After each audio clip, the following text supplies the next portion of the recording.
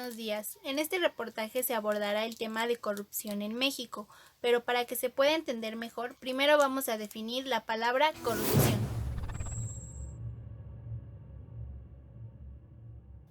La palabra corrupción viene del latín corruptio, acción o efecto de destruir o alterar globalmente por acción de dañar, sobornar o pervertir a alguien. En términos generales, una práctica corrupta puede ser entendida como aquella actividad a partir de la cual algunos funcionarios públicos, privados y contratistas obtienen un beneficio derivado de su condición, más allá de lo estipulado por la ley. Desgraciadamente, muchos países en el mundo conviven día a día con la corrupción de sus dirigentes políticos, la corrupción que para nada favorece al país.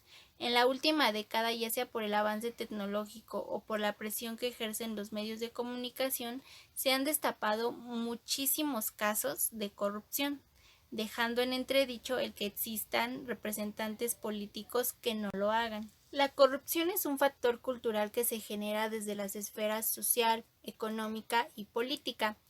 Hace parte del desarrollo antropológico del hombre. La especie humana por naturaleza es ambiciosa y en ningún caso conformista.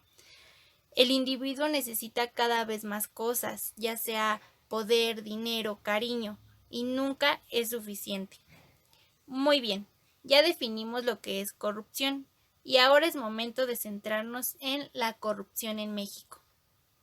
La corrupción en México ha sido señalada por muchos analistas como uno de los principales problemas políticos del país. Además, las encuestas a principios del siglo XXI señalan que el grado de corrupción existente ha afectado negativamente a la legitimidad política y eficiencia económica en cuanto a rendición de cuentas del país hacia el interior y exterior del mismo. La corrupción ha crecido y se ha fortalecido en México alrededor de la complicidad y las amplias redes que se dan a partir de esta, propiciada por el miedo social a la violencia de Estado y la falta de controles sistemáticos que funcionen eficazmente para su definición, su prevención, su detención y una acción efectiva para corregir los incidentes cuando se verifican. Frases como el que no tranza no avanza, Dios no te pido que me des, sino que me pongas donde hay, yo solito agarro, y otras similares son iconos que reflejan qué tanto es aceptable la cultura de corrupción en México, hasta convertirse en un acto inconsciente y cotidiano. En la cotidianidad tenemos como ejemplos las mordidas, que son sobornos, que suelen ofrecer y pagar a los servicios públicos con tal de evitar una multa o acelerar un trámite o lograr algo sin cumplir con los requisitos. En el ámbito laboral se sabe que se consiguen más empleos por relaciones o recomendaciones que por calificaciones para ejercer el puesto. ¿Quiénes son los responsables de que exista la corrupción en el país? Los mexicanos ven al gobierno como el principal responsable de la corrupción y el lugar donde más ocurren estos actos corruptos, pero no solo es el gobierno, sino que la responsabilidad de dichos actos cae sobre los individuos que lo cometen. La corrupción no es circunstancial, algo que se dé espontáneamente, ya que la realizamos con conocimiento y voluntad, porque como humanos tenemos la capacidad de elegir y en ocasiones optamos por no cumplir con ciertas reglas específicas o con exigencias éticas para el bien común.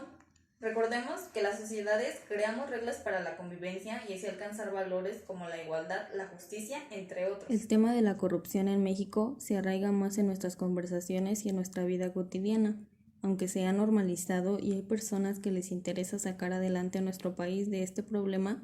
El diezmo, la mordida, el moche, el que no tranza no avanza son ilustrativos de lo que podríamos llamar la corrupción normalizada, es decir, esa condición que es normal y aceptada en México, ya que los mexicanos somos corruptos culturalmente, ya que nos hace particularmente propensos a la corrupción y que por lo tanto libra de responsabilidad a los individuos, a las instituciones y particularmente a aquellos que se supone tienen que implementar la ley. La corrupción no es un tema que se apropió de un sector o una clase social. La responsabilidad de no transar es de todos, y si somos responsables todos, necesitamos ocuparnos más en aquellas desalentadoras cifras y diagnósticos nacionales e internacionales que dicen que, por ejemplo, México es percibido como el país más corrupto de la Organización para la Cooperación y el Desarrollo Económico, OCDE. Los actos de corrupción se dan entre actores públicos y privados y también entre actores privados sin la intervención de funcionario alguno. De hecho, los niveles de corrupción característicos de México son propios de una sociedad en la que ni gobernantes ni gobernados gustan del imperio de la ley y en los que la justicia puede comprarse. Algunos por gusto, ambición o codicia y otros por la necesidad participan en la corrupción. Hacer conciencia sobre sus implicaciones y la responsabilidad que reside en cada uno de nosotros es un área de oportunidad en la que podemos comenzar. Por ejemplo, incluir a familiares, amigos o colegas de trabajo, sensibilizando sobre este problema y hacer de su conocimiento que este acto avanza de manera gradual. Es importante reconocer la situación en la que estamos, pero no es del todo útil. Necesitamos empezar a ver nuestras acciones, la oportunidad para revertir nuestras cifras y sobre todo la fatal situación en la que se encuentra México cuando de corrupción hablamos, así como de sus efectos para que pronto quede solo en un dicho popular y lejos de nosotros, el que no tranza no avanza.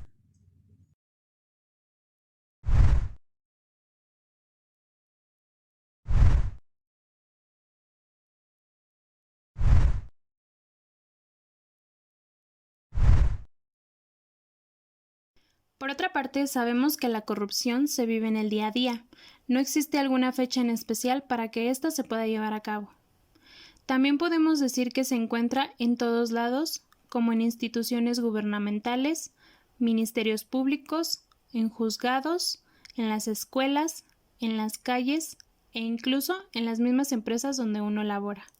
Se preguntarán, ¿cómo en una empresa? Un claro ejemplo es a la hora de adquirir algún tipo de contrato. Algunas de estas pagan para que los metan directamente en los contratos o licitaciones, pagando los trámites necesarios para ya no pasar por todo el proceso.